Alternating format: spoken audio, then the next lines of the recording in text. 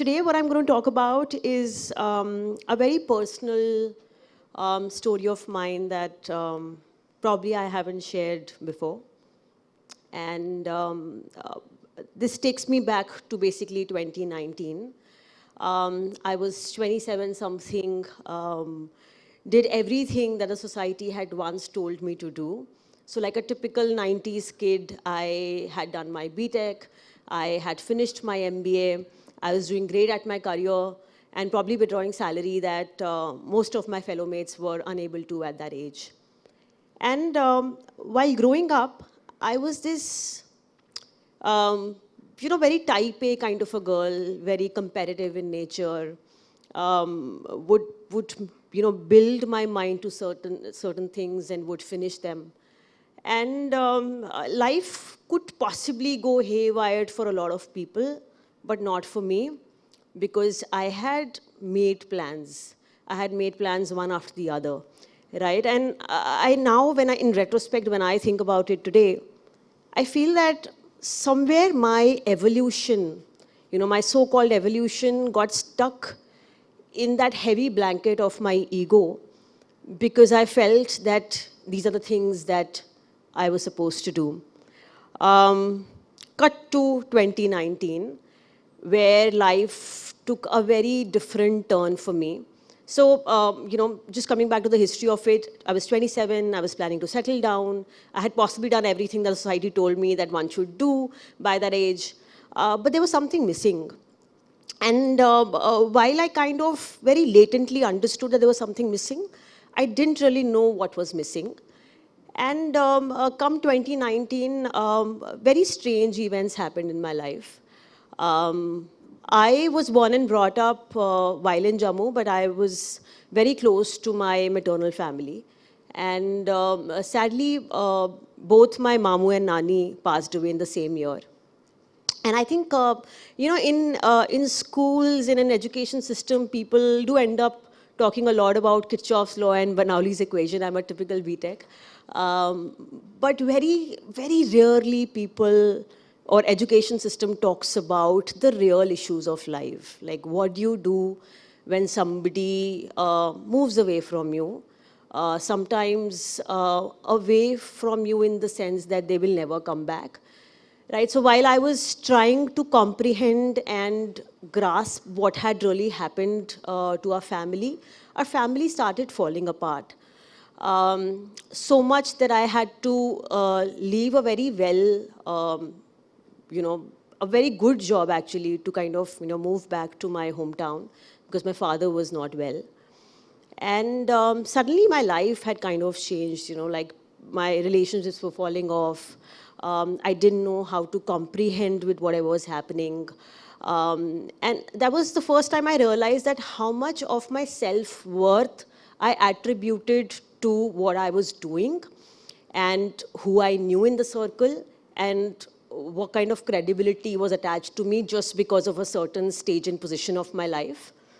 And how I felt so unworthy once that was removed from me. Anyway, so while I was processing whatever was happening in my life, my romantic relationship broke off.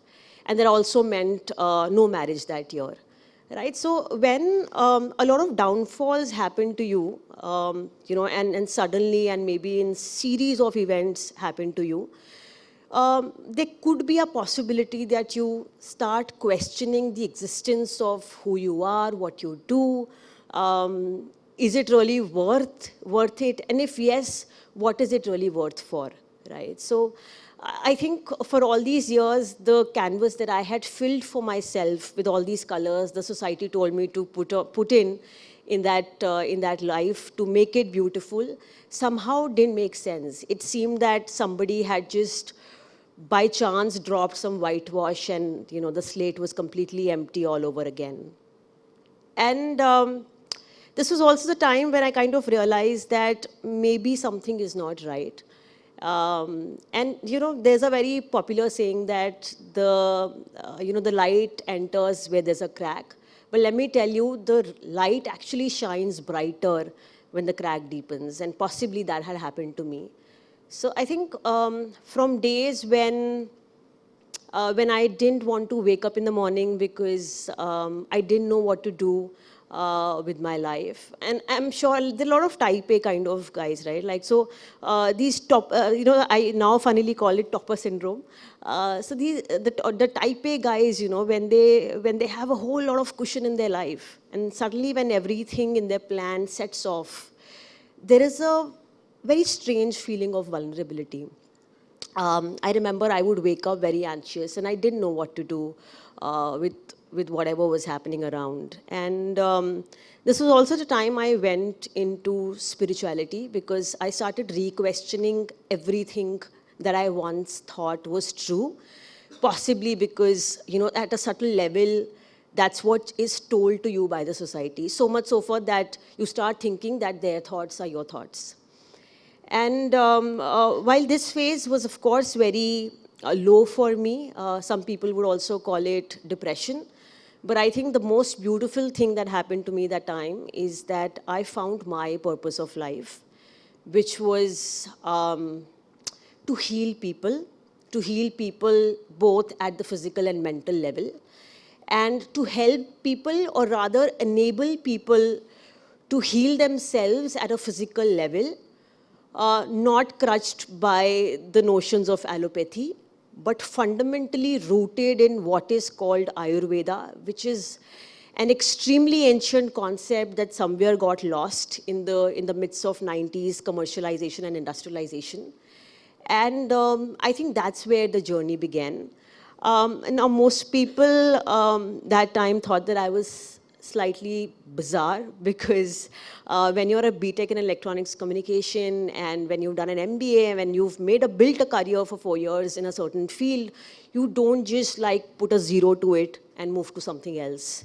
Probably if I was a BAMS doctor, it would have been a great idea, but not so much for me because this just didn't fit in.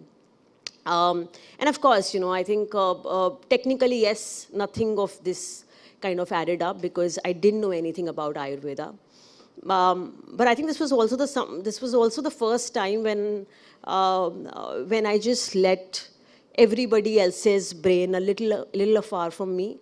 And I also strongly believe that when the divine has to get his will done, and when they choose you to get it done, some things just unfurl very smoothly and naturally. And possibly that's what happened to me. Of course, this new journey began. And I think the first step that I took was that I moved out of my house because you don't build new dreams in old beds. So I start in this whole world of FMCG, which is extremely competitive, in a small flat of Gurgaon, where I would talk to my walls and possibly the only teammates that I had that time. Things had definitely changed for me. I had hit the rock bottom of my life. I had put all my savings and all the investments that I had in all those years in the business, so much that I would sometimes, joke around and say कि, इससे ज़्यादा बुरा क्या हो सकता है? Meaning that I had, hit the rock bottom of my life, and if there was only a way, it could only be a way up. But the things around me didn't really change, although my life had drastically changed. While my friends were making weekend plans and the holiday schedules, I was here managing my rent and my running income month on month. And I would, do anything, possibly from nutrition coaching, consultations, to giving yoga classes, to just taking online classes over the weekends. I think that's how I made those initial 6 to 8 months of my business. Things were hard, but very strangely, there was this little voice in me which said that this is what I want to do, big or small. This is where I will eventually make my life. And that also brought in a lot of peace and no anxiousness that I actually had so much over those years that I possibly am running behind something. I think in the next 6 months, I launched about 4 products. I remember the first one was called Heart Tea, which is primarily for BP and cholesterol. It substantially reduces your BP and cholesterol. And we actually had customers coming back and saying that, their blood thinning dosage has reduced from 3 dosages a day to just 1, so 1/3 effect in just 3 weeks. From girls coming back to us and saying that there's extreme amount of improvement in the period flow just in 3 weeks or 4 weeks of usage of the periods care tea. So I think the confidence started building up. Of course, the challenges were huge, but there was something that was with us. And today, in retrospect, when I think about it, I feel it's the divine will, it's the divine flow that we were possibly in. Cut to 3.5 years today, where we've reached about 30 crore people. There are about 3 lakh customers. We've been doing business in about 6 nations now, and I feel that this is just the beginning. I think there's a lot of work that we're supposed to do from here. But honestly, there's only one thing that I feel made a lot of difference in making what we did with the brand. And that was, being authentic to the purpose of what we wanted to do. And possibly, choosing a shade of pink that was probably not the pink that my family told me was the pink, or probably the society told me was the pink. And today, the advantage that I would take of this stage lies in the fact that, all of us come with some gifts from the universe, from the divine. And there is no timeline. I mean, I found it when I was 27. You could find it probably when you're 54, 84, 70. And don't let the society bound you by the timelines of what they think or what is their idea of what something needs to be done. I think I chose my color of pink and possibly made a life that I really live and enjoy today. And today I will leave you with just one question, which is that, what is your shade of pink? Once you go back to the hostels today, think about it. Thank you.